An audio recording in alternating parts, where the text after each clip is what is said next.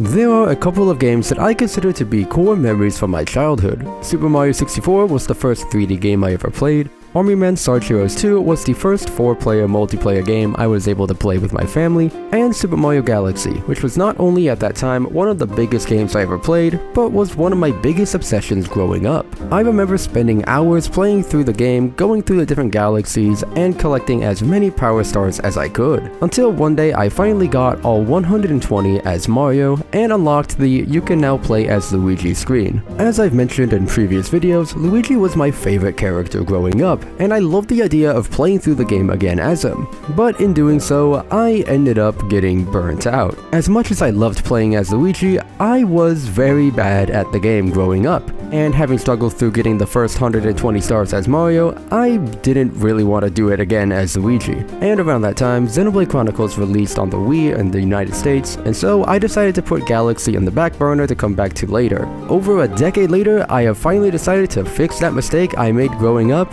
and we're going to be 100%ing Super Mario Galaxy for the Nintendo Wii.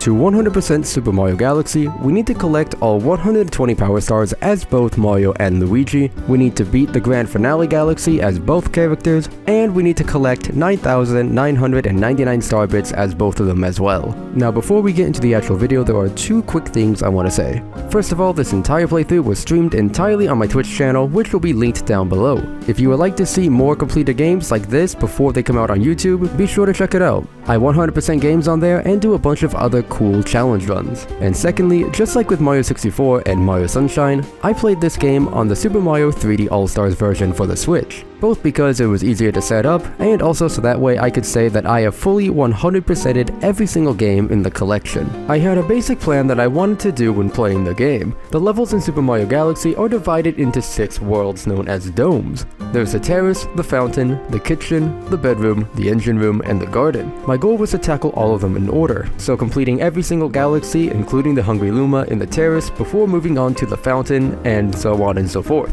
And then whenever one of the random comets showed up, I would do that so that way I wouldn't have to roll for it again at the end of the game. When playing through each of the levels, I decided to get as many star bits as I could at the beginning of the game, so that way I wouldn't have to grind for them for the Hungry Lumas and for the 9,999 requirement at the end as well. Doing that as Mario, I found out a couple of things. First off, starbit grinding takes a lot of time to do, and second, there are a couple of galaxies that help minimize the amount of time that you have to spend grinding for them. Those galaxies include the Honey Hive Galaxy, which you get in the terrace, the Sling Pod Galaxy that you get in Fountain, and the Beach Bowl Galaxy that you get in Kitchen. Those 3 galaxies, in my opinion, are the easiest and the fastest way to grind star bits very quickly, and so whenever I needed to grind star bits, I went to those levels to grind them out. Starting off, we went into the first dome of the game, housing the first 5 galaxies, the terrace.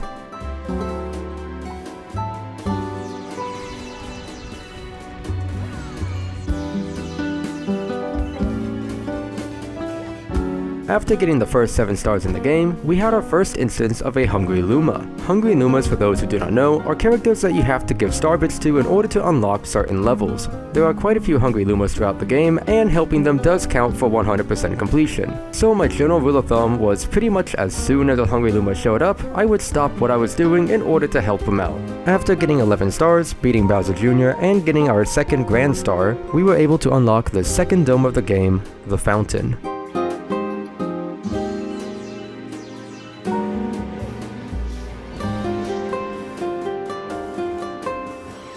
Shortly after starting the fountain, we got access to our very first Prankster Comet. Prankster Comets are special stars that have unique properties and challenges for you to complete, some of which require beating your doppelganger, beating a boss with only 1 health, completing a level where everything is double the speed, or beating a level under a certain time limit. My plan was to play through the game as much as I can, and whenever I noticed a comet, I would try to do it as soon as possible, since I didn't want to spend time or star bits in order to have to re-roll them manually.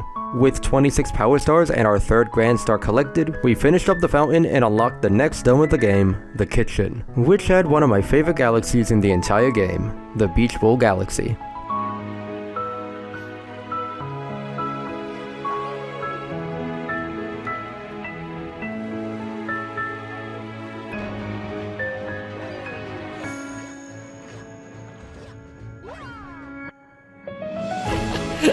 Look at that goofy dude.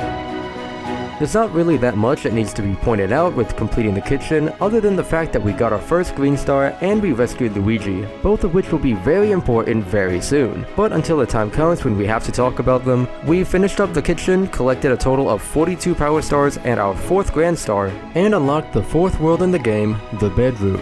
The bedroom is one of my favorite power stars in the game as well, which not only has one of my favorite mechanics in any video game, which is the ice skating, but also has some of my favorite stars in the entire Mario series, and ones that I really wish were a lot longer. But after getting a total of 56 power stars, we took a quick break in order to go rescue Luigi again. And now would be a good time for me to talk about what is important about Luigi and the green stars in Super Mario Galaxy. There are a total of 3 green power stars scattered throughout the world in Super Mario Galaxy, and once you collect all 3 of them, you unlock a warp star that allows you to take on one of 3 uniquely difficult challenges in the game. Now, why is that important, you ask? Well, every single challenge also gives us a power star, which is obviously required for the 100% completion. And where does Luigi come in hand with all this? Well, while you're out there exploring the galaxy and stomping on Koopas, Luigi is also out there looking for power stars, and some of the power stars that you are able to get in the game are locked behind rescuing him. One of which is a green power star, which is actually the first star that we get from helping him, all the way in the Battle Rock Galaxy in the fountain. It's a neat mechanic having both of the Mario brothers working on 2 different things at the same time, but with each of them interacting and intersecting with a common shared goal. But after rescuing Luigi in the Battle Rock Galaxy and getting our 2nd green star, we headed back to the bedroom to continue our journey there, as Luigi went off to do Toad knows what. Shortly after going back to the bedroom, we collected our 3rd and final green power star, collected 62 power stars in total, defeated Bowser, and unlocked the 5th world in the game, the Engine Room.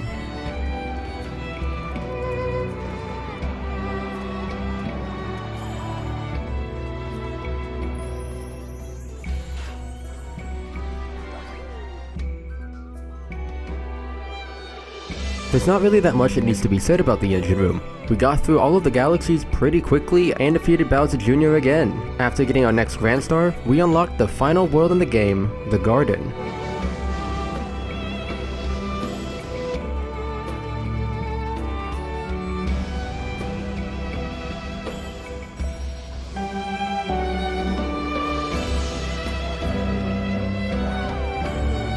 The Garden Dome is unique in the sense that there is no enemy base in the region. All that is there are 4 galaxies with a handful of stars, and after spending a little bit more time than I admittedly would like to admit, we finished up not only the Garden Dome but also the Gateway Galaxy, giving us a total of 99 power stars and allowing us to finally go to the final boss. The final boss in Mario Galaxy is probably my favorite final boss in the Mario series, which is a good thing because we will have to fight him 4 separate times. Twice as Mario and twice as Luigi, since you need to beat him once to unlock the purple comets, and then you need to beat him a 2nd time to unlock the grand finale galaxy.